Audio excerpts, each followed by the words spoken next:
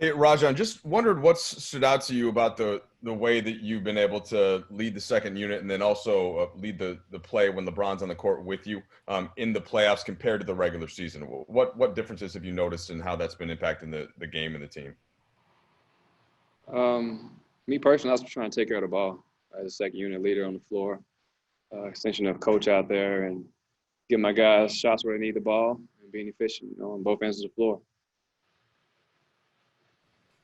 Hey, Rajon, it's Bill Oram. It's been a decade for you since you've been in the finals, and I'm wondering what maybe you appreciate, what you maybe appreciate about reaching this level with your team that maybe you didn't when you were a younger guy. Well, when I was a lot younger, I had a lot of success. I won at 21 years old, and now being 34, it's a completely different experience and understanding that this doesn't come often or annually. So for me to be back here, over a decade later, it's very humbling experience, and I'm letting my young guys know from all the rookies to the second, third year players at Cools that this opportunity doesn't come often. And guys search for this moment their entire career, and we definitely have to seize the moment. Awesome. David Betterman.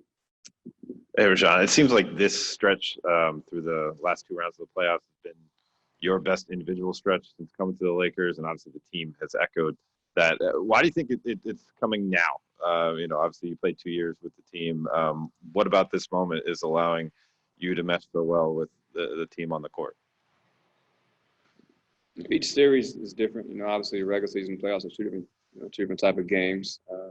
Each level you have to raise your level of play. But for me, didn't know what to expect. Obviously coming back, having played ball in 7 months, 6-7 months, a couple of injuries when I did come back, so I didn't know what to expect as far as my output and what I would do as far as producing on the court. But I've had a lot of belief in my work and what my craft and what I put in the last couple of months.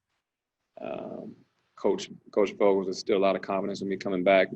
Obviously saying that I played a very important role in this team, along with Rob Pelinka as well. So those guys from up top believing in from day one, and just not want to let my teammates down. I want to let myself down. I'm a very competitive person, and feeling that I do have an impact on this team, helping this team win.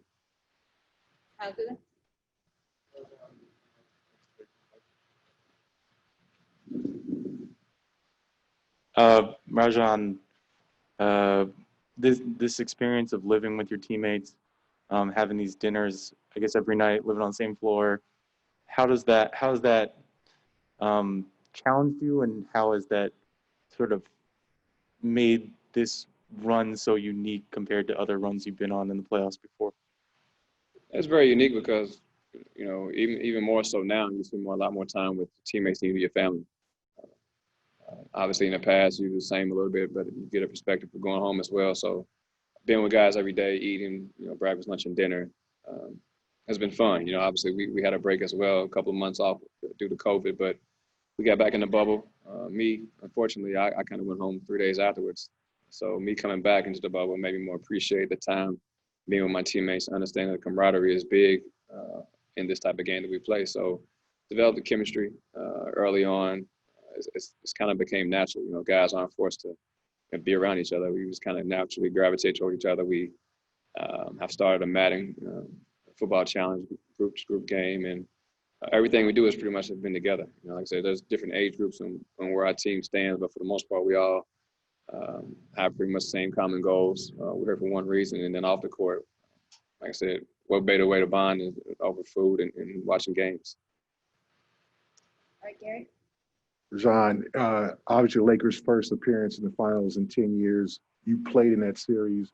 What are your reflections on that series? Did you kind of have bad memories when everybody was talking about the first time back in 10 years and you're thinking you were on the other side of that? What's your reflections from that 2010 series? I think I blurred a lot of it out.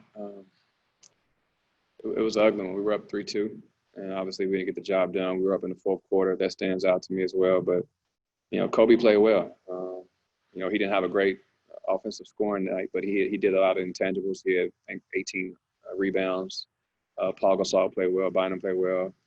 Key role players hit big shots. Fisher, Ron Artest. So it was a collective team effort. But that's a long, long time ago, and I just look forward to obviously changing the chapter, and we'll continue to go past this different chapter in my life and write a better story in it.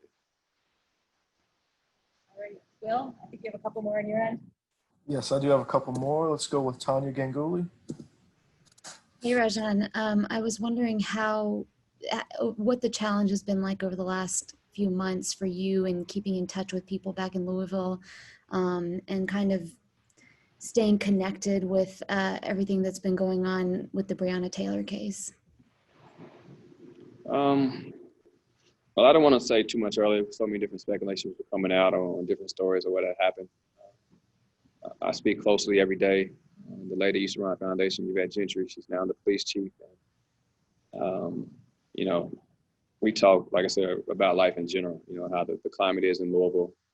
Not necessarily about her job and her role. It's just, you know, the young men in our community. We've tried to do that the last 4 or 5 years through my foundation. It's giving back to the youth, giving them someone to hold them accountable, someone that shows them that they care, and just making a change with our youth. Obviously, we know how important it is this year as far as voting and getting the message out there to the people in my community that their vote does matter, and that how we can make a difference and make a change in my city. So, you know, for me, it was tough to actually come to the bubble, knowing so much is going on where I'm from, and me feeling like I have one of the biggest impacts on my city.